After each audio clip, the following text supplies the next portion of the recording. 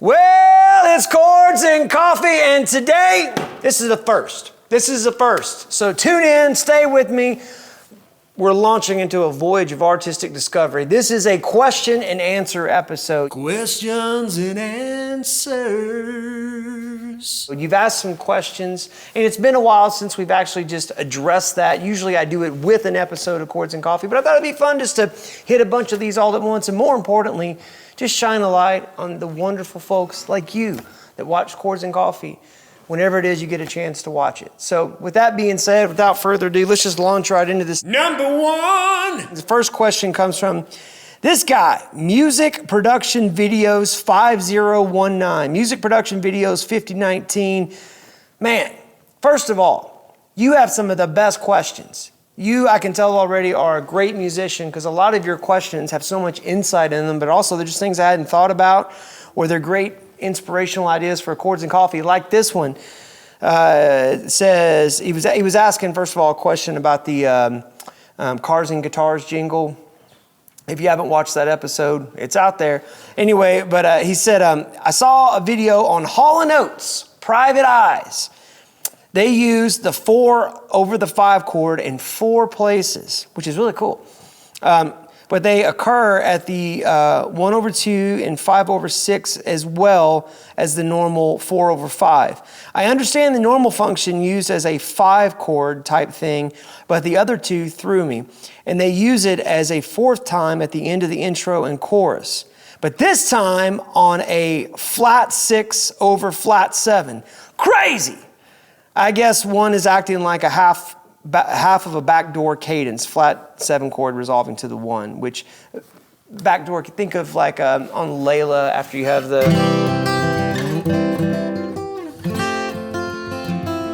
little B flat situation. There it is. That little B flat 9. It's back to the 1. That's what he's talking about when he says backdoor cadence. Anyway. I also think it's an art form to use chords like this and not have it sound jazzy. It's pop all the way here. Sometimes when I use something like that, people call it jazzy right away. Anyway, love talking about this stuff. Thanks. That's a great insight. So if you don't know the tune, I just want to point this out really quick if you don't understand what he's talking about, because I didn't even think about that song. But I don't know if you ever do this. Go to ultimateguitar.com. What a tremendous resource. There's tons of tabs on there. Look. I'm not saying that everything that ultimateguitar.com has on it is right. I'm sure there are some precarious tabs on there, but I am saying if you're ever trying to figure out a song like me, and sometimes I don't want to just have to rely on my ear, the same way I don't want to have to go bass fishing with a Bowie knife and a stick. ultimateguitar.com. See? Coffee. And we're back. All right, so if you go there and you look at it on that chorus, what he's talking about here is you've got this, so scroll down to where it says chorus, you've got this G over A, private eyes, they're watching you. Now, I think that little E minor 7, A minor 7 right there, I'd have to listen to it again how that actually works, but it's something, having this C over D to D minor to F over G.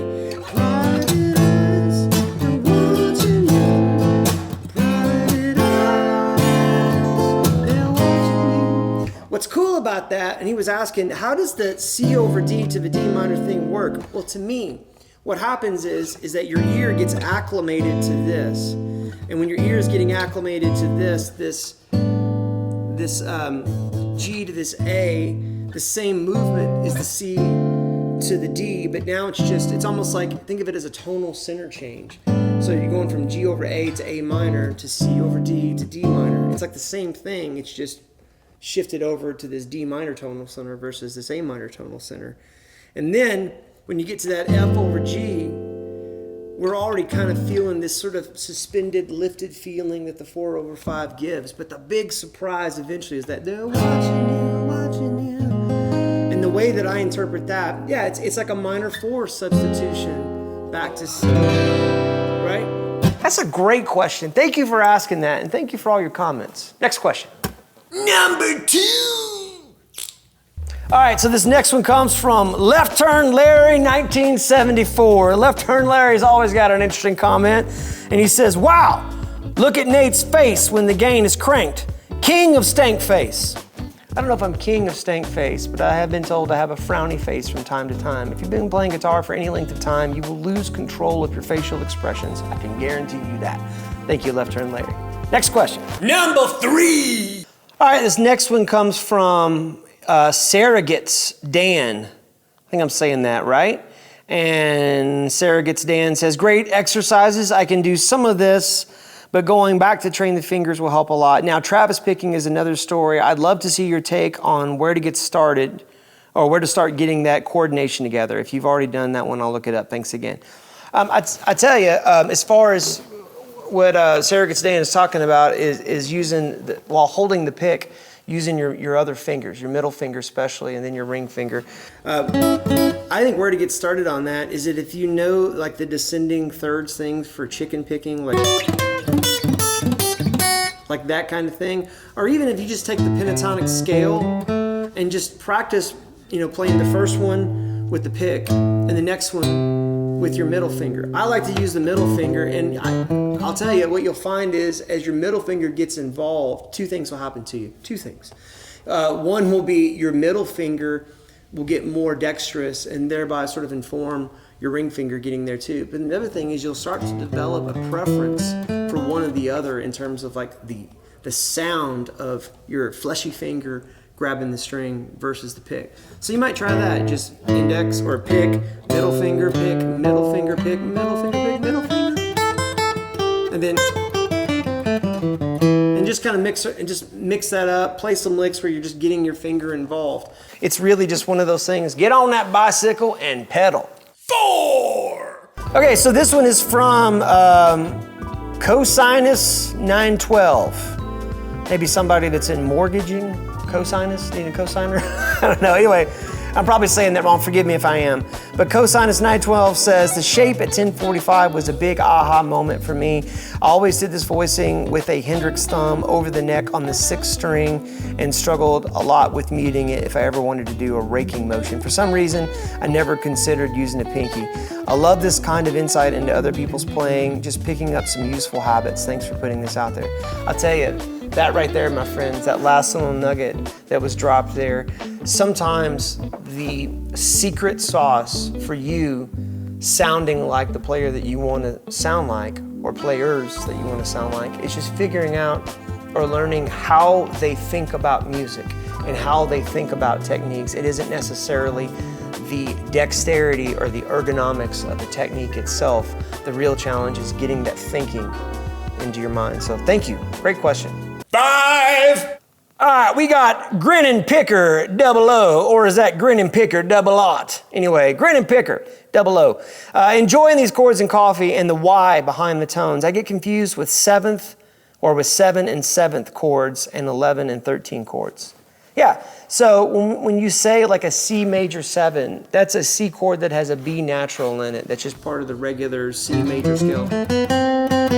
That, when you say dominant 7th, or frequently you just see C7, that's a flat 7, so instead of a B, it's a B flat. And then 11, here's the deal with 11 and 13. All it is, it's a major triad, so like a C, and an 11 would mean I need a dominant 7, but I want the 4th, 1, 2, 3, 4, in this case it's an F, instead of being in the same octave as the root note, I want it in the next octave up.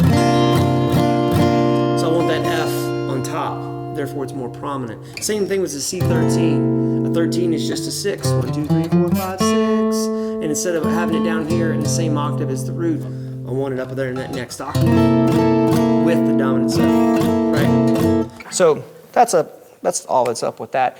And I love it. There was like 5 more responses down below. I love it when you guys chime in on each other's questions because I learned too. 6! All right, we got Red Mercury Blues Band. Who do most people say you resemble? LOL, Martin Sheen or question mark? Well, Red Mercury Blues Band, I'll tell you, Martin Sheen has come up more than once upon occasion. Also, Jordan helped me out with this. Bruce Campbell. I had a moment where I had some Josh Homme comments, the guy from Queens of the Stone Age, right? And then, earlier, a couple years ago, I got a lot of Chip Foose comments like, hey, it's Chip Foose's, less than successful cousin or whatever. But yeah, Martin Sheen, and occasionally if you're a Marvel Comics fan, I get the original Nick Fury look because I got a little bit of gray going on right here, which, hey, I ain't mad at that. Nick Fury's awesome. Anyway, thanks for bringing that up. Number 7. All right, we got RGS962 says, where does a feller get one of those cool coffee mugs?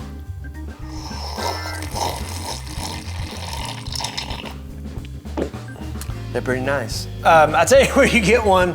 You can order it from us. We've actually got a new batch coming, hot and fresh, straight out of the kiln, ready for your lips to enjoy coffee with.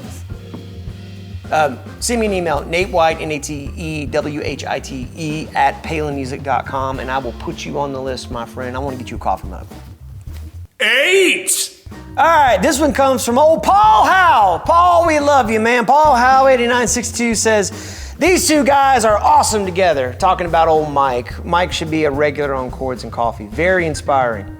Paul, I could not agree more. We should get Mike back on the show for sure. How about now? Hey, everybody. 9. All right, this next one is from Adam Without Eve. That's Adam _without Eve. And he says, I'd love to hear some examples of bars played with tension and release. Well, man, that's just music, Adam. So like, if I played something even just, it doesn't have to be bluesy, but we could. But if I played something even just kind of pretty,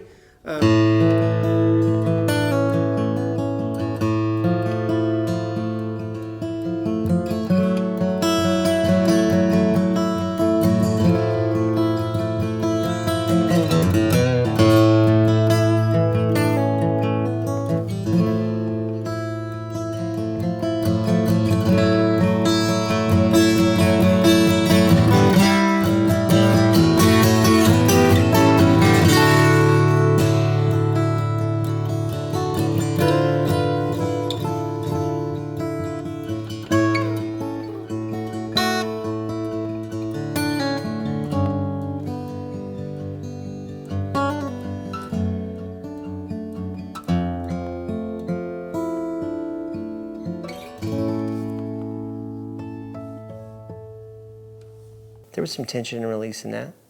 Number 10. All right, so Frank F7563 says, at 1245, in my opinion, the first one is a B7 chord, the other 3 are B minor chords because the 7th A is missing, or am I wrong? Hey, I'm wrong a lot. And sometimes I'm, slapping these, chord diagrams together. And actually, Neil, who makes the chord diagrams, to my knowledge, doesn't play guitar, so sometimes things are sort of lost in translation. But here's another great example within the same comment. My buddy Alex up there in Ontario, Canada, and he and I just kind of became guitar buddies. We were working on some stuff together. He said, love the lesson. Just one thing I noticed that I believe is a bit off. At 716, I believe it's a D minor over G or a G7 add 9 instead of a G13. This was on the episode with, is this the secret chord? And he says, honestly, I'm not trying to be that guy. Hopefully it doesn't come across that. Love the series and thank you for all the effort. Alex, you were dead on correct. And Alex goes by Woolly Fuzzy on YouTube. Guys, if you see something and you're like, I don't know if that's right, please comment below, because sometimes it isn't. Other times it might be, well, here's how I'm thinking about it, and that's why I interpreted that chord or that musical passage that way. And that is a great place to start a fantastic musical discussion. 11. All right, this next one is from K Michael P 4508. Mike, down there in Florida. Mike has been on the live chat forever. Mike, thanks for being an early adopter of the Chords and Coffee phenomenon. He says, and here we go again, another one. Oh Lord, give me strength. I can't remember my name, much less all of this. So what's that email address again? Is it in front of me, or I can probably remember it? And then excellent vlog, my friend Mike. You're a hoot. We love you. The email address, if you ever want to get a hold of me, is Nate White, NATEWHITE @PalenMusic. That goes for all of you. If you got a question for me, if you're interested in private lessons, or you just had something that you want to share or thoughts to consider, that's how you get a hold of me. 12. This comes from Wayne Spradley, 6972. First, thanks so much for what you do here, Nate. The lesson is exactly on point. I've been stuck at as a player, so I can think of tons of songs and styles. These chords are instantly recognizable. But say it's Sunday morning and you're playing a set of songs comprised mainly of 1, 4, 5, 6 chords. You don't see any 7th chords on the chord sheet. Will this work in that application with a bit of experimenting? Yeah, it sure will. I'll say this. In situations like that, and I am frequently in situations like that myself, a lot of times, here's my strategy for trying that. On a major chord, I will convert that to a major 7. Same thing with the minor chord, convert that to a minor 7. Dominant 7 chords, this is where you must tread lightly. Because as soon as you slap a dominant 7 into the equation, it puts kind of a bluesiness or a sassiness that may or may not be appropriate for a worship song, right? It's one of those things where you gotta feel it out, you gotta make sure you find the right voicing, you gotta make sure that your voicing is jiving with whatever the keyboard or other guitar player or whatever your ensemble is playing. But when in doubt, try it in rehearsal, and then ask your music director, hey, did you like that? Was that cool? And if they go, no, then don't give up. Maybe it was just try a different voicing. That's why it's important to know more than one voicing for these chords. I hope that helps. 13. I gotta do a comment from this guy. This is my old buddy Dave. Dave and I literally started playing guitar together back in the Boot Heel of Missouri. Dave goes by Darth Strings 1 here on YouTube. And he says, so 2 questions. What do you think about a lesson on Blackbird? He's talking about Blackbird by the Beatles. I should probably pick it out on my own, and I have a giant Beatles book the size of a dictionary. But 2, tell me what the tune is that you were playing in the opening. This was on the thirds lesson. And Dave, I was just kind of needle bobbing around there. I'm just making something up. And he says, I can't seem to remember what it was, but I can't recall the name. It's great. Thank you, Dave. I love you. It uses those wide interval dyads. You were demonstrating this lesson to play.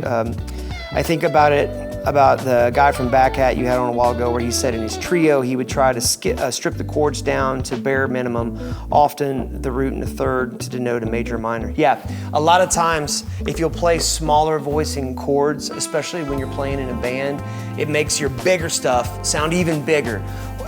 Something that Dave is hinting on, 2 things. Number 1, just what I was saying there, explore the dynamic range of smaller chords so that bigger chords that you already play well, that you can already play with all the gusto and bravado that a guitar player brings to the table, will sound bigger because you've explored a wider dynamic range of small. Does that make sense? Also, if you want me to do a lesson on Chords and Coffee on Blackbird, I think I need at least 10 comments on this video. Yes, do Blackbird. Blackbird, yes. Blackbird's a cool song. Let's do Blackbird. Something like that. Hope you accept that challenge. Question and answers.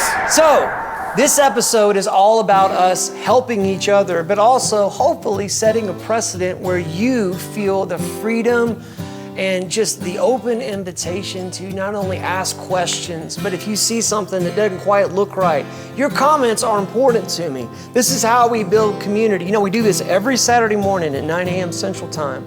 We're up here living life the best we can with a guitar in our hands. I appreciate y'all so much. We'll see you next week for another Chords and Coffee.